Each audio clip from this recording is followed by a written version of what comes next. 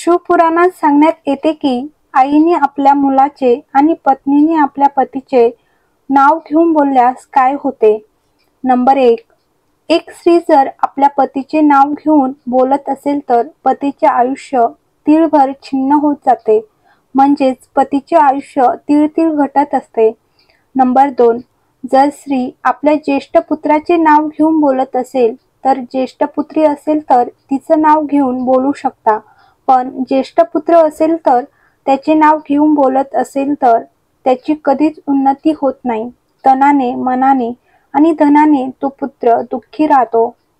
तुम्ही त्याला दुनियाभरात कितीही सपोर्ट करा, तुम्ही सगळी प्रॉपर्टी त्याच्या नावावर केली तरी दुनियाभरातील शोक तुम्ही त्याच्या पुढे आणून ठेवले तरी आई जर आपल्या मोठ्या मुलाचे नाव घेऊन सारखे बोलत असेल तर तो पुत्र तनाने, मनाने आणि धनाने दुःखहीन असेल, तो सुखी नाही राहत.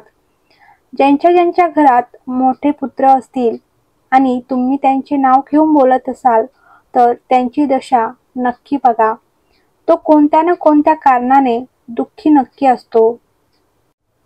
त्याच्या मुलामुळे, पत्नीमुळे, कुटुंबामुळे, व्यापारामुळे, व्यवसायामुळे, आपल्या शरीरामुळे. मात्र दुःख त्याच्या भाग्यामध्ये थोडे लिहिलेले असतेच. त्यामुळे आईने मुलाला नावाने हाका मारू नये.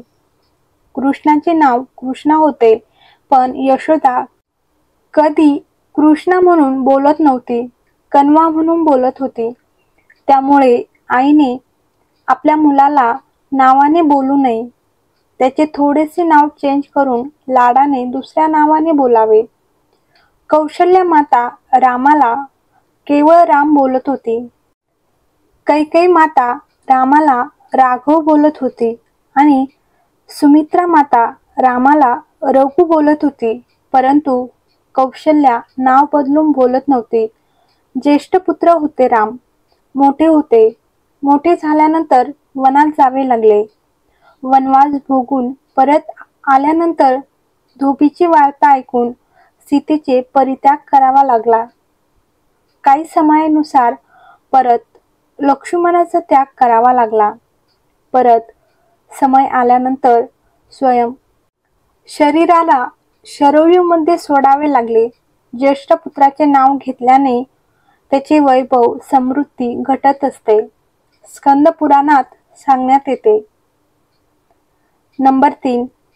ज्या गुरुकडून आपण गुरुमंत्र घेतलेला असेल, गुरु दीक्षा घेतलेली असेल, गुरुमंत्राचे स्मरण केलेले असेल, कोणी विचारले तर आपण गुरुमंत्र कोणाकडून घेतला आहे तर तुम्ही तिथे गेलो होतो, तिथे एक गुरुजी होते, तिथून आम्ही गुरुमंत्र घेतला, तेच आमचे गुरु आहेत. नावाचे स्मरण न करता त्यांची ओळख सांगण्याची सुरुवात करावी. ते तसे ते तिथे राहता. गुरुचे नाव घेतल्याने काय जाते? शास्त्र सांगते की गुरुने गुरुमंत्र दिला, त्यांचे नाव नाही घ्यायचे. त्यांनी जो मंत्र दिला आहे त्याचे स्मरण करायचे. स्कंद पुराणात सांगण्यात येते की गुरुने जो मंत्र दिला आहे त्याचे स्मरण करावे. गुरुच्या नावाचे स्मरण नाही करायचे. आपण जर नेहमी ज्या गुरुने आपल्याला गुरुमंत्र दिला त्यांचे नाव घेत असेल तर आपल्या घरामध्ये शांतता टिकत नाही. थोडासा क्रोध, क्लेश होत राहते. नंबर 4. जर आपल्या घरात कोणी जर कोणाची जर निंदा करत असेल तर त्याला सांगावे की आम्हाला 24 तऱ्हांच्या नरकात नाही जायचे आहेत. बिलकुल चूप. 94 नरकांमधील 24 नरक निंदाचे असतात. निंदा ऐकणाऱ्याला 24 नरक भोगावे लागतात आणि निंदा करणाऱ्याला फक्त 4 नरक भोगावे लागतात. निंदा करणाऱ्याला का कमी भोगावे लागतात?